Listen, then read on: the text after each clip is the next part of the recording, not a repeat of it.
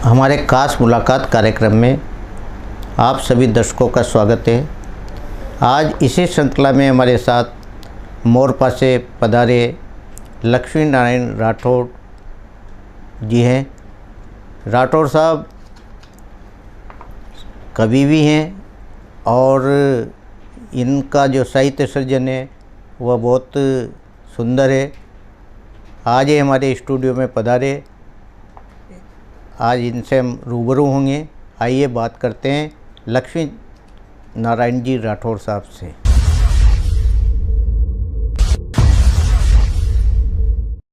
राठौड़ साहब ताको स्टूडियो में बहुत बहुत स्वागत है।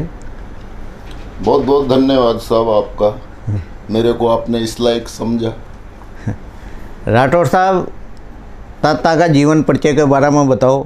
ता कहाँ सोचो और ताकि शिक्षा कहाँ हुई और कब सूता न यो कविता पाठ करवो शुरू करियो और लिखवो शुरू करियो, दर्शका ने बताओ। जैसे साहब जीवन परिचय तो मेरा बहुत ही दर्द भरा है। जैसे कि 9 साल की उम्र में हमारे पिताजी का देहांत हो गया था। हमारे घर में कुछ नहीं था, मजदूरी नहीं करते थे। मैं स्कूल में था, तीसरी कक्षा में पढ़ता था। उसके बाद में जैसे तैसे 7 साल में 5 क्लासें पास करके और 5वीं तक गया। जैसे तैसे 5वीं पास करी तो मेरा ध्यान मेरे पेट की तरफ गया जी कि ये पेट कैसे भरेगा। तो मैंने इसके बारे में मैं थोड़ा बता सकता हूँ। 7 साल में 5 पढ़ी, 7 साल में 5 कक्षा में पास कर सका। तब पेट पे ध्यान गयो मेरे भाई। धान के खेत करी रखवारी, माह की 7.5 कमाई। श्रीमान जी में 7.5 रुपये महीने में केवल मात्र 4 आने रोजाना में धान के खेत की मैंने रखवाली करी। जैसे तैसे पेट को भरा। उसके बाद में क्या होता है, उधर भरियो पर तन थो उगड़ियो। कपड़े नहीं थे, उधर भरियो पर तन तो उगड़ियो।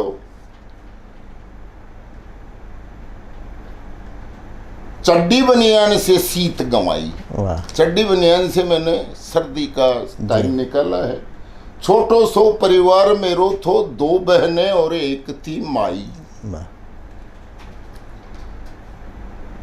चलते चलते आगे क्या होता है साहब, दोनों ने मिल करी मजूरी, कुछ सालों तक विपदा पाई। पालत पोसत बड़े किए, तब सबको ब्याह कियो मेरी माई। जैसे तैसे हमारा ब्याह हुआ। यह गाथा मेरे जीवन की, सामने आपके खड़ो हूं भाई। रोज ही रसरी खींचत खींचत, सिल पर अपनी गेल बनाई।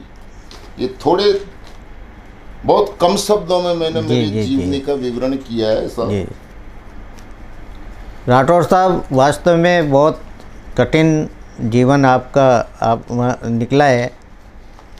आप ये बताएं कि आपने आपकी काव्य यात्रा कब से शुरू की और किसकी प्रेरणा से आप इसकी आपका मन गया है? ऐसा है साहब, मेरी रुचि जैसे सन 63 में या 62 में हम स्कूल से निकल गए थे। जी। उसके बाद में मेरा रुझान पढ़ने की तरफ रहा, पर हमारे पास साधन नहीं था पढ़ने का। अगर पेंसिल होती थी तो किताब नहीं होती थी, किताब होती थी तो पेंसिल नहीं होनी। पर मेरा वो पढ़ाई से मन नहीं उठा। कहीं अगर कथा होती तो मैं वहाँ जाके बैठ जाता, सुनता। कहीं प्रवचन होते तो वहाँ जा कर के बैठ जाता। कहीं भजन संध्या होती तो उनको सुनता। इस तरीके से थोड़ा थोड़ा रुझान मेरा। उसके बाद में हमने रामलीला का संचालन शुरू किया हमारे ही गांव में। अच्छा। जो नवादर्श रामलीला मंडल के नाम से हमारा मंडल बनाया हमने जी।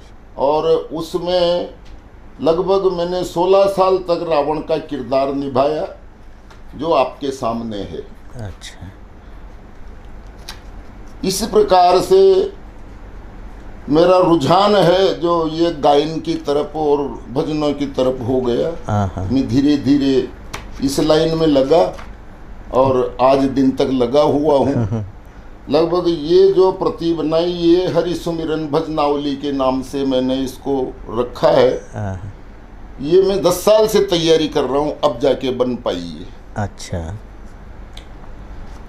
लक्ष्मी नारायण जी, ये जो आपने ये पुस्तक निकाली तो ये किसी संस्था के सहयोग से निकली या आपके खुद के खर्चे से निकाली आप? नहीं, ये मैंने मेरे खर्चे से ही निकाली है साहब। अच्छा, मैंने किसी का सहयोग नहीं लिया, केवल मेरे को तो ये महावीर रेनवाल की प्रेरणा मिली कि जब आपने इतना कुछ लिख रखा है तो इसको छपवाते क्यों नहीं। बिल्कुल। मैंने कहा भैया छपवाने में न जाने कितने पैसे लगते हैं, करे लगेंगे जो लग जाएंगे, आप तो इसको छपवाओ।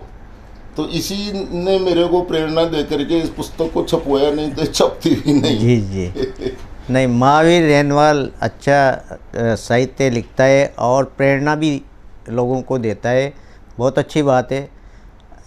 लक्ष्मी नारायण जी, आपने काव्य पाठ किया कहीं मंचों से या काव्य गोष्ठी से? कब किया था पहली बार जब आपने? पहले बार हमारे लगभग 15 साल हो गए या 16-17 साल हो गए। हमारे गांव के पास अन्नपूर्णा माता जी का स्थान है प्राचीन। अच्छा। वहाँ पर कवि सम्मेलन हुआ था। तो हमारे आड़ोती के जाने माने मुकुटमणि राज हैं, वैसे उम्र में तो मेरे से छोटे हैं पर मेरा बहुत मान सम्मान करते हैं बड़े होने के लिए। बड़े जो मैं उनसे थोड़ा बड़ा हूँ तो अच्छा मान सम्मान करते हैं। तो उन्होंने मेरे को मंच पे पहुंचा दिया, वहीं अन्नपूर्णा माता जी के मंदिर पे ही। अच्छा। कवि सम्मेलन हुआ था। तो ये मणिराज जी की देन है कि मेरे को मंच पे पहुंचा दिया। एक गीत मैंने उनके साथ में उनके सामने गाया था। उन्होंने कहा कि भाई साहब यही गाओ आप। अच्छा। तो गाया जब से फिर मेरा रुझान और बढ़ गया पर मैं इस लाइन पे लग गया। अच्छा लक्ष्मी नारायण जी, कोई गीत हो तो सुनाओ आप।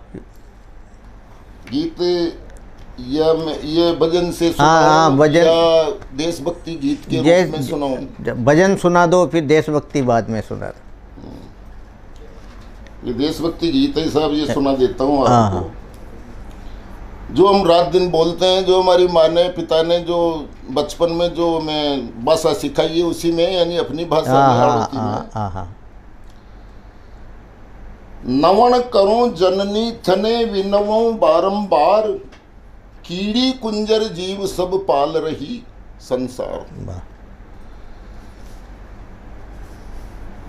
ये धुन है इसकी। बार बार तो है क्या समझाऊं पायल की झनकार। हरि सुन जे मारी भारत माता, एक अरज मनुहार, जन्म मिले तो दूजो थारी गोदी में आर। उसके बाद में मैंने मेरी अल्प बुद्धि से भारत माता का श्रृंगार वर्णन किया है, जो कश्मीर से कन्याकुमारी तक लेकर के अच्छा।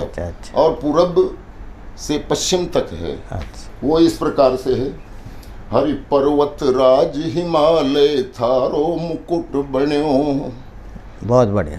देखे सब संसार यो थारो शीस तण्यो, वहाँ पर माता आन बिराजा, वहाँ पर माता आन बिराजा, बद्री और केदार, जन्म मिले तो दूजो थारी गोदी में आर। हरिद्वार प्रयाग अयोध्या काशी है, चित्रकूट कुरुक्षेत्र लक्ष्मण झूला है। हरि ऐसा तीर्थ थारे माता, ऐसा तीर्थ थारे माता, जस्या गला में हार, जन्म मिले तो दूजो थारी गोदी में आर। सिंधु शिप्रा कावेरी गोदावरी, सरस्वती मंदाकिनी सरजू बहवेरी। हरि एक भुजा में गंगा जमुना, एक भुजा में गंगा जमुना, नर्मदा अविचल धार, जन्म मिले तो दूजो थारी गोदी में आर। सुन जी मारी भारत माता एक अरज मनुहार। जन्म मिले तो दूजो थारी गोदी में आर। हरि आंध्र तिरुपति धाम में श्रीपति राज रया। आंध्र तिरुपति धाम में श्रीपति राज रया। पद्मनाभ स्वामी में दक्षिण धाम रया। बहुत बढ़िया। पद्मनाभ स्वामी का दक्षिण धाम रया। पश्चिम में है धाम द्वारिका। पश्चिम में है धाम द्वारिका जामनगर गुजरात। जन्म मिले तो दूजो थारी गोदी में आर। दक्षिण में चलिए। बिल्कुल। हरि सागर थारा चरण धोव तोरी माता। सागर थारा चरण धोव तोरी माता। सेत बंधु रामेश्वर वहाँ मुक्ति दाता। सेत बंधु रामेश्वर वहाँ मुक्ति दाता। पूर्व दिशा में माता मारी। पूर्व दिशा में माता मारी जगन्नाथ दातार। जन्म मिले तो दूजो थारी गोदी में आर। आखिरी अंतरा है। ये आखिरी अंतरा मैंने अपने अंतरात्मा की आवाज से लिखा है। अच्छा। हे भारत माँ, तेरी धरती कितनी पावन है, उसका मैं अपने टूटे फूटे शब्दों में जी नहीं सुनो विवरण कर रहा हूँ। हरि धरती थारी पावन छे भारत माता। धरती थारी पावन छे भारत माता। राम कृष्ण वीरया यहाँ आता जाता। वाह, बहुत बढ़िया। राम कृष्ण वीरया यहाँ आता जाता। हरिया काया न्योछावर थारे। या काया न्योछावर थारे लक्ष्मी कहे पुकार। जन्म मिले तो दूजो थारी गोदी में आर। सुन जी मारी भारत माता एक अरज मनुहार। जन्म मिले तो दूजो थारी गोदी में आर। वाह, जय भारत माता। वाह लक्ष्मण नायक जी, बहुत बढ़िया आपने कविता सुनाई। लक्ष्मण नायक जी, ये जो साहित्य सृजन है ये आप लगातार लिखते रहेंगे, ऐसा मानना है आपका? ये तो भगवान ही जाने साहब। 74 साल की उम्र तो हो चुकी। आगे लिख पाऊंगा या नहीं लिख पाऊंगा कोई समय की गारंटी नहीं है। कल भी अगर रहूं या न रहूं क्या कोई ठिकाना नहीं है। ठीक। लक्ष्मण नायक जी, आपने किन किन मंच कहाँ काव्य मंच किया आपने? मैंने साहब 4-5 काव्य मंच किए, जिसमें 2 काव्य मंच तो हमारे गांव में ही किए हमने। हाँ। इसी ये करसा खेत खिलान संस्था के माध्यम से। अच्छा। और एक मंच किया मोईकला सांगोद के आसपास। सांगोद में मोईकला। एक मंच किया मैंने सुल्तानपुर अखिल भारतीय कवि सम्मेलन में। अच्छा। अभी जो तेजा जी का मेला निकला है ना, उस पे एक मंच किया मैंने। बूढ़ादीप RC आदित्य ने साहित्यकारों का कुछ सम्मेलन किया था। बहुत सारा खर्चा किया उसने, 1 लाख रुपए 2 लाख रुपए जी। एक उसमें किया था। और एक मंच कहीं और भी किया था। जी। इस प्रकार से मैं 5, 7, 8 मंचों पे काव्य पाठ कर चुका हूँ। जब आप मंचों पे काव्य पाठ करते हो तो कैसा, पहली बार जब आपने काव्य मंच किया था तब कैसा महसूस हुआ था आपको? श्रीमान जी, हम स्टेज के कलाकार हैं। हाँ 16 साल तक मैंने रामलीला में रावण का रोल निभाया है। हाँ तो मेरे को कोई परेशानी नहीं हुई कि कोई झिझक आती हो या कुछ होता हो, तो मेरे को तो कोई परेशानी नहीं हुई। जैसे हम रामलीला में काम करते थे वैसे ही काव्य मंचों पे काम किया। इस प्रकार से मेरे को तो कोई परेशानी नहीं हुई। लक्ष्मी नारायण जी, आप ने रावण का रोल अदा किया रामलीला में। कितने साल से चलती थी ये रामलीला और किसकी प्रेरणा से मतलब आप लोगों ने ये रामलीला मंच तैयार किया? हमारे एक मोहनलाल जी शर्मा पंडित जी हुआ करते थे। उनका देसी खेलों में रुझान था, देसी भाषा में जो ढाई कड़ी बोलते हैं। हाँ, ढाई कड़ी की रामलीला। तो उनका संग्रह किया, उन्होंने हमें बिठाया, इस लाइन पे लगाए, काव्य सिखाया साज बाज लेकर के, और हमारे हाथों लिखवाया उन्होंने। अच्छा अच्छा। तो ऐसा लिखो और वैसा लिखो, वो बोलते गए, हम लिखते गए, तो काव्य तैयार हो गया। बिल्कुल। तो वो चलता रहा। तो 15 साल तक, लगभग वो 15-16 साल तक वो चला। उसके बाद में हमने इसमें नवीनीकरण किया। उसमें सहयोगी हुए हमारे यहाँ वैद्य बंशीलाल जी गुप्ता थे। अच्छा। तो उन्होंने कहा कि भाई अब समय नया नया आ रहा है तो इसमें नवीनीकरण करो। तो फिर हिंदी के माध्यम से, जैसे तर्ज पंडित राधेश्याम, अच्छा, तुलसीकृत चौपाई, दोहे, छंद, गजल, भजन, रसिया, इस तरीके से अलग अलग रागों का समावेश करके उन्होंने सहयोग किया। बंशीलाल जी गुप्ता साहब ने बहुत सारा सहयोग किया। लिखा भी उन्होंने उनके हाथों से, हमको भी जो बन पड़ा वैसे लिखा। जी जी। इस प्रकार से हमने ये जो अभी हमारे पास रामलीला का साहित्य है वो सेप रखा हुआ है। अच्छा। हस्तलिखित है। हर पुस्तक से जैसे जैसे जहाँ से सामग्री मिली वो मानस के अनुरूप ही लिखी है। साहित्य से अलग हट करके हमने एक शब्द भी नहीं लिखा, एक अक्षर भी नहीं लिखा।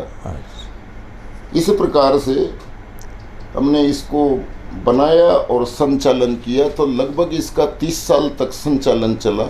उसके बाद में आखिरी बार 1994 में आखिरी बार हमने रामलीला का मंचन किया। अच्छा। जो ये टीवी सीरियल आ गए थे, सभी कुछ हो गया था, तो हमारे सामने दर्शक नहीं रहते थे। टीवी देखा करते थे। कोई भी मतलब कैसा भी नाटक, कैसा भी ड्रामा हो, पर रामलीला मंच तक नहीं आते थे। हमारे गांव में रामलीला मंच हमने निर्माण करवाया है। तो उस रामलीला मंच में हम 1 साल भी रामलीला नहीं कर सके। हाँ, क्योंकि टीवी ने उसका रूप ले लिया तो दर्शक खत्म हो गए। वो खत्म, मंच खत्म हो गया। मंच खत्म हो गया। लक्ष्मी नारायण जी, कविता सुनाओ आप या भजन सुनाओ। देखिए, एक कविता लिखी है, ये भजन लिखा है मैंने। कविता आपको सुना दी। भजन सुना देता हूँ। भजन सुना। सुख में साथी सब बने, दुख नियरे को होए। सुख में तो हजारों साथी मिल जाएंगे, पर दुख में कोई भी पास नहीं आएगा। दुख के साथी राम हैं, करत अनुग्रह सोए। ये दुनिया की दशा देख करके लोग जैसे कहीं भी बैठते थे, बातें करते, मेरे ये दुख है, मेरे ये दुख है, मेरे ये दुख है। तो फिर सुख किसको है यार? सुख का तो बताओ कि हमें सुख है, कोई कहने वाला ही नहीं मिला। तो मैंने उसका रूपांतरण किया है भजन के रूप में। तो मन में अपने आप न जाने किसकी प्रेरणा से, या माता सरस्वती की प्रेरणा से, या ईश्वर की प्रेरणा से मेरे मन में ये लाइन आई, यह दुनिया बड़ी दुखदाई, सुख की आस तजोरे मेरे भाई। ये दुनिया दुख पाने के लिए है। अगर दुनिया में जन्म हुआ है, तुम्हारा संसार में जन्म हुआ है, तो बंदों दुख पाने के लिए हुआ है। दोस्तों, यहाँ पर कोई सुख नहीं है। सही। हवाला दिया मैंने राम जी की जीवनी का, है ना। तो राम जी की जीवनी का हवाला दिया तो आगे राम जी की जीवनी को देखिए। ना। हरे चार कुंवर राजा दशरथ के, सबने विपत्ति बटाई। यानी चारों भाइयों ने विपत्ति का बंटवारा किया, बिल्कुल बिल्कुल। संपत्ति का कोई बंटवारा नहीं किया। चार कुंवर राजा दशरथ के, सबने विपत्ति बटाई। सीता लक्ष्मण बन बन भटके, सीता लक्ष्मण बन बन भटके। 14 बरस रघुराई, सुख की आस तजोरे मेरे भाई। भरत लाल अनुसरण कियो है, नंदी ग्राम बसाई। शत्रुघ्न ने साथ निभायो, शत्रुघ्न ने साथ निभायो। सिर पर जटा बढ़ाई, सुख की आस तजोरे मेरे भाई। यह दुनिया बड़ी दुखदाई, सुख की आस तजोरे मेरे भाई। चारों भाइयों ने, जैसे राम जी और लक्ष्मण जी रहे वैसे ही भरत जी शत्रुघ्न जी रहे। उन्होंने राजसी वस्त्रों का त्याग कर दिया। भरत जी सिंहासन पे पांव नहीं रखा, सिंहासन पे नहीं बैठे। जैसे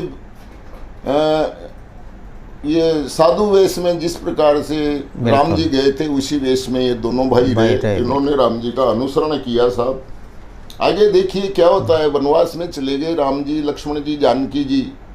जो थोड़ा बहुत राम जी को सीता जी के सानिध्य का था, वो भी रावण ने सीता जी का हरण करके वो भी नष्ट कर दिया।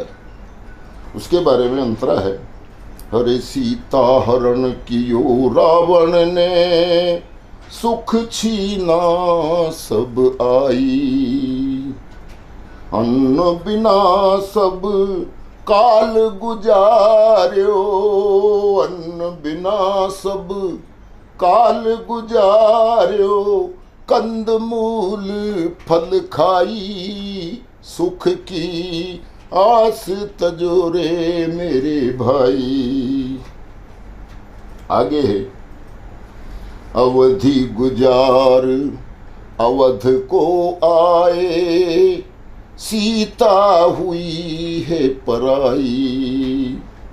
अवधि गुजार अवध को आए, सीता हुई है पराई। लव कुश जन्म भयो कुटिया में, लव कुश जन्म भयो कुटिया में।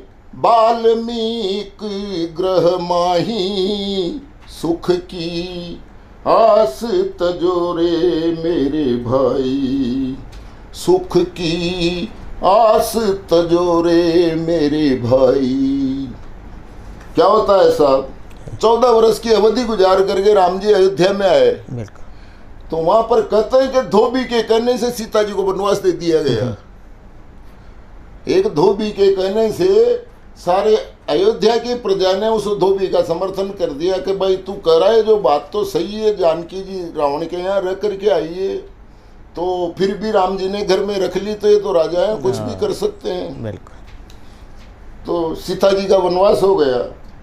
और जो राजकुमार हुए लव और कुश नाम से, वो महलों में नहीं होकर के वाल्मीकि जी की कुटिया में जाकर के हुए साहब। बिल्कुल। हमारा इतिहास बोलता है, हमारा साहित्य कहता है इस बात को, सच है। तो मैंने हाथ जोड़ करके उन लोगों से कहा, भैया जब राम जी तो चक्रवर्ती सम्राट थे, उनके पिताजी भी चक्रवर्ती सम्राट थे, जब उन्होंने सुख नहीं पाया तो हम और तुम किस खेत की मूली हो जो हम सुख पाएंगे। बिल्कुल। ये राम जी की जीवनी का टूटा फूटे शब्दों में वर्णन है साहब। बहुत बढ़िया। ये थे हमारे साथ मोरपा से पधारे कवि साहित्यकार लक्ष्मी नारायण जी राठौड़ साहब। इन्होंने इनके द्वारा लिखी कविताएं और भजन आप सभी दर्शकों तक पहुंचाए। आज ये हमारे स्टूडियो में पधारे, आपका बहुत बहुत धन्यवाद। बहुत बहुत धन्यवाद तो आपका है साहब, इस स्टूडियो तक मेरे को बुलाने का। मैं आपका बहुत बहुत आभारी हूँ साहब। नहीं तो मैं तो मजे में गांव में है जो एक गांव का गंवारी था, करने का मतलब तो ये है, और कुछ भी नहीं बना इसके बाद में। प्रवृत्ति मेरी ये रही है साहब जी। जैसे एक समय मानस में भरत जी महाराज ने चित्रकूट पे राम जी से कहा है, वो मेरे को यहाँ पर वो उनका जो उन्होंने जो कहा वो याद आ गया, वो आपको बता देता हूँ। मैं नहीं चाहता बड़ा बनूं, राम जी से हाथ जोड़ करके भरत जी कह रहे हैं, मैं नहीं चाहता बड़ा बनूं, रहने दो छोटा ही मुझको। शासन का अनुशासन मत दो, करने दो सेवा ही मुझको।